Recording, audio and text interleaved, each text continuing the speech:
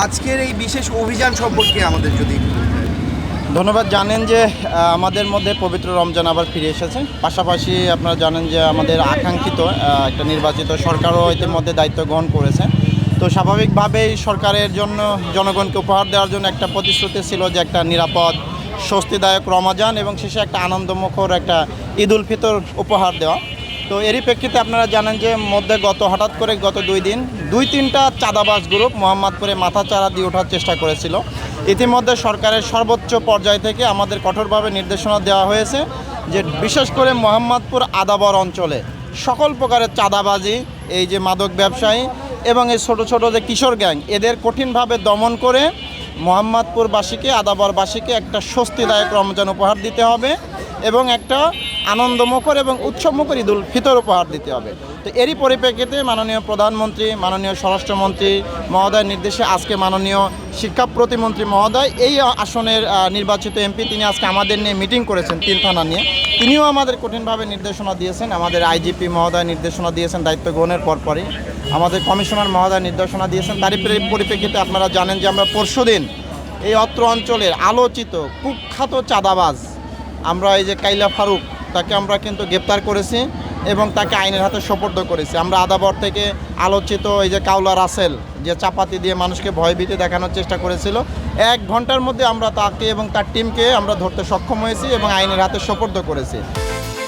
বিকাশ পেমেন্টে 10,000 টাকার বেশি অফার, শপিং চলছে তো।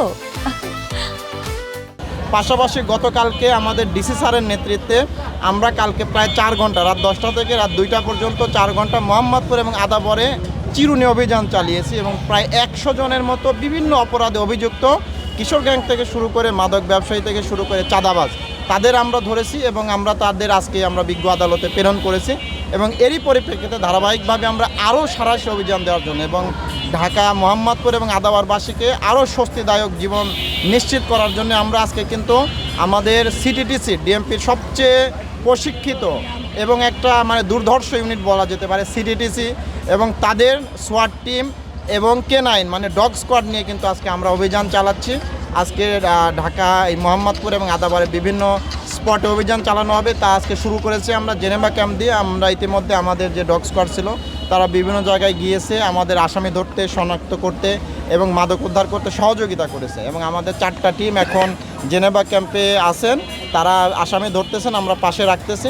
আপনারা ইতিমধ্যে যতগুলো আসামি ধরেছে আপনারা কথা বলেছেন, তারা স্বীকার করেছে তারা যে মাদক খায়, তাদের কাছে গাঁজা ছিল বা ইয়াবা খেতে চায় বা দৌড়ে দিয়ে পালাইছে বলছিল যে আরেকজনের কাছে আছে। ফলে আমরা কিন্তু মোটামুটি দেখেন যে হঠাৎ করে 3-4 দিন আগে যে একটু করে আইন শৃঙ্খলা অবনতি খারাপ হচ্ছিল বলে যে নিউজ হচ্ছিল, সেটা কিন্তু আমরা ধরেন 2 দিনের মধ্যে দমায় ফেলছি। তো এটা ইনশাল্লাহ আমাদের চালু থাকবে। আমরা আমাদের ওয়াদা মতো, সরকারের নির্দেশনা মতে এবং সরকার যে প্রতিশ্রুতি দিয়েছে, আমাদের সম্মানিত আইজিপি এবং কমিশনার মহোদয় যে প্রতিশ্রুতি দিয়েছে, সেইটা আমরা মোহাম্মদপুরবাসীকে একটা স্বস্তিদায়ক রমজান এবং একটা আনন্দমুখর ঈদ উল ফিতর উপহার দিয়ে আমরা এটা প্রমাণ দেবো ইনশাল্লাহ।